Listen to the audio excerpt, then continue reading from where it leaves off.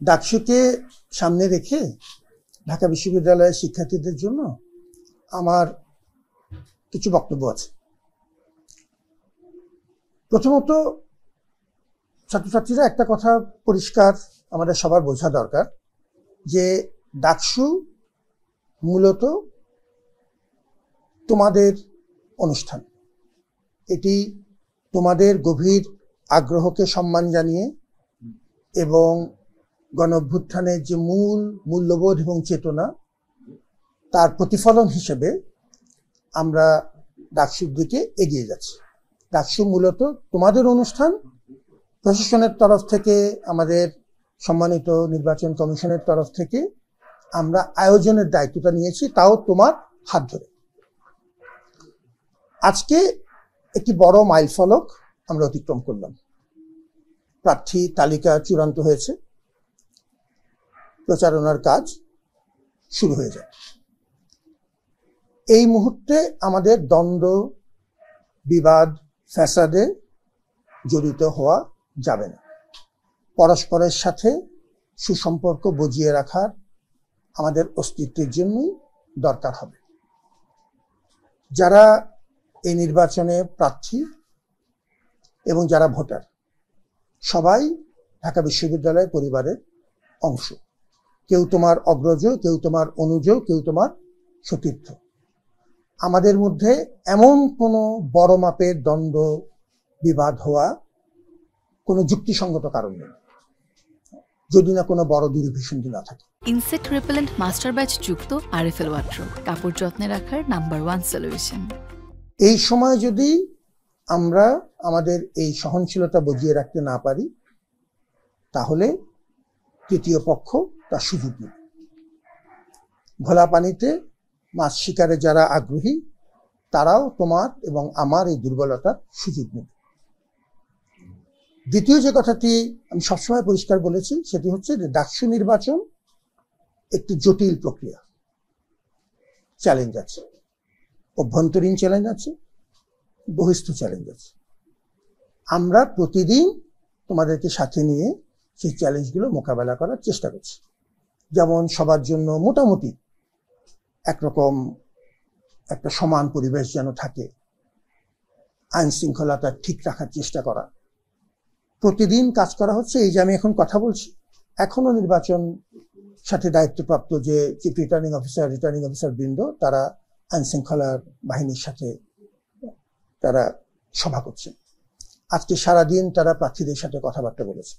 অতএব প্রতিনিয়ত আমরা কথা বলেছি। গতকালকে পুলিশের ঊর্ধ্বতন কর্মকর্তারা, কমিশনার মহোদয় সহ আমাদের আইন শৃঙ্খলা রক্ষার কমিটির সাথে প্রশাসনের আলাপ হয়েছে। এই সময়ে যে কোনো রকম অভিযোগ, আচরণবিধি সংক্রান্ত আমাদের মূলত নির্বাচন কমিশন তারা এটি নিয়ে ডিল করবেন। আমরা কার্যত এখন তাদের অধীনে পরিচালিত হচ্ছি, প্রশাসন, এবং তাদের সাথে কথা বলে নিয়মিত যোগাযোগ রেখে আমরা আমাদের মতো করে ব্যবস্থা নিব। আমাদের সীমাবদ্ধতার মধ্যে যদ্দূর সম্ভব সমস্ত আন্তরিকতা নিয়ে আমরা মাঠে আছি। আমাদের এই কথাটা আমি আগেও বলেছি, তথ্যের প্রবাহ উন্মুক্ত রাখতে হবে।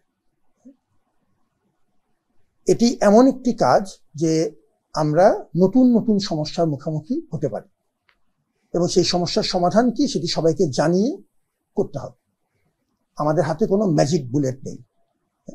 এবং ঠিক একই যুক্তিতে আমরা চেষ্টা করব যে, আমি এটি আমাদের নির্বাচন কমিশনকে অনুরোধ করেছি যে সংবাদপত্রের সাথে, সাংবাদিকদের সাথে, তারা আমাদের গুরুত্বপূর্ণ অংশীজন, আমরা যেন নিয়মিত যোগাযোগ রাখি। আমাদের শিক্ষার্থীরা, তোমাদের সাথে আমার এই কথাবার্তাগুলো আমরা মাঝে মাঝেই এখন আমরা চালিয়ে নেব। হয়তো 2 দিনে হতে পারে, হয়তো 3 দিনে হতে পারে। তোমার সাথে আমার যে যোগাযোগ, সেটি যেন নিয়মিত হয়।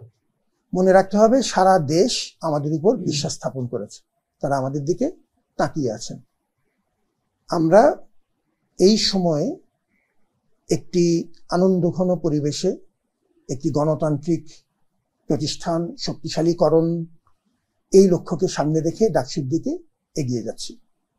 এই প্রক্রিয়াতে যিনি জয়ী হবেন এবং যিনি জয়ী হবেন না, যিনি বিজয়ী, যিনি বিজিত, তার প্রত্যেকের অবদান আছে। অবদানটা কি? অবদান হচ্ছে যে ডাকসুর মতো একটি গুরুত্বপূর্ণ গণতান্ত্রিক প্রতিষ্ঠানকে সক্রিয়করণে তুমি ভূমিকা রেখেছ। এটি হচ্ছে সবচেয়ে বড় অবদান। এবং এই নির্বাচন প্রক্রিয়ার মাধ্যমে আমরা দীর্ঘদিনের একটা পুরানো ঐতিহ্য, এই বিশ্ববিদ্যালয়ের যে ঐতিহ্য, গণতন্ত্রের চর্চা এবং অন্যায়ের বিরুদ্ধে রুখে দাঁড়ানোর প্রাতিষ্ঠানিক রূপ, সেই ঐতিহ্য বজিয়ে রাখতে তুমি তোমার ভূমিকা পালন করছো।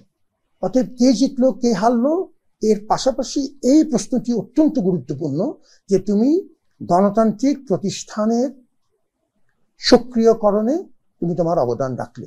সেটি তোমার সাথে আমারও একটি বড় পাওয়া। যে কথাটি আমি সবসময় বলি, আমার হাত ধরে রাখতে হবে। তুমি যতক্ষণ আমার হাত ধরে রাখবে ততক্ষণ আমি মাঠে আছি। পরিষ্কার কথা। সারা জাতি আমাদের উপর বিশ্বাস স্থাপন করেছে, এই কথাটি আমি রিপিট করলাম এর গুরুত্ব বোঝানোর জন্য। আমরা আল্লাহর উপর ভরসা করব, মানুষের শুভ বুদ্ধির উপরে বিশ্বাস রাখবো এবং পরস্পরের হাত ধরে রাখবো। ভালো থাকবো। ধন্যবাদ।